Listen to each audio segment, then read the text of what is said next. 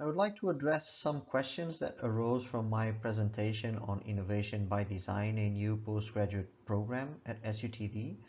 The first question that arose was, what are the potential areas of employment for the graduates from the MIBD program?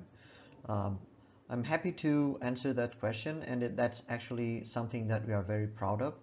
Although the program is very, very new and it is in its third batch of student intake, but the first batch and second batch are now mostly completed, and some of our students have gone into software development companies and services as well. So companies like Grab or the STA or ST Engineering have been some of the companies that our graduates have been employed after finishing their studies in the program. We also have some students that have started their own companies and they are embarking on their entrepreneurship journey as well. So there's a multitude of possibilities for the graduates in this program. Another question that was put was, what are the prerequisites for the applicants for this program? For instance, courses or specific backgrounds that we require. So as we know, design is as multidisciplinary as possible, and design teams should have people from different walks of life. So in that respect, what we require from our applicants is to be as broad as possible. So we take students from all of the engineering disciplines, but we also take students from architecture or from industrial design or from finance or management or even other courses like psychology or social sciences. We feel that they all play a part in design teams and designing new products, so we welcome all of these students into our program. The third question that arose from my presentation can be seen at the bottom. What values will the students gain in terms of practicing the design tools and methods learned in the program? And I would address this first part now. Um, we believe that, and in fact we have experienced that the students that come to the program coming from different countries and with different backgrounds actually learn to communicate better with each other. They are in a team, in a design team altogether.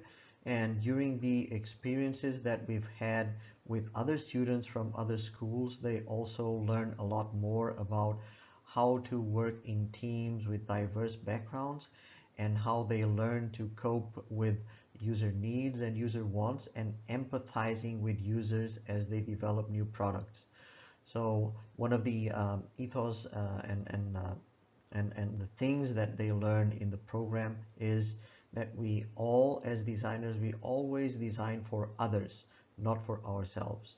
So that's one of the reasons why we want diverse backgrounds in the program. For the second part of the question, do you think there are any differences in practicing those design tools and methods in the post-pandemic era? I would say yes, there are significant differences, and one of the major differences is in the way we work with each other and we communicate with each other. Right now, and we've had this experience for the past year, uh, most of our classes have been online, and we felt some difficulty in getting the students to coordinate with their team members and actually do some work that is not co-located. Nevertheless, we found ways to kind of mitigate those effects, and I am now confident that we can do meaningful work and interesting, very, very interesting work with teams that are not co-located using online tools like Miro boards and others that exist, and things as simple as Google Docs and Google Sheets and Google Forms and all of that. So in which students can collaborate online without necessarily being co-located. Of course, testing of prototypes and doing interviews with people are still things that should be done as much as possible face to face. but it is not something that prevents us from designing things.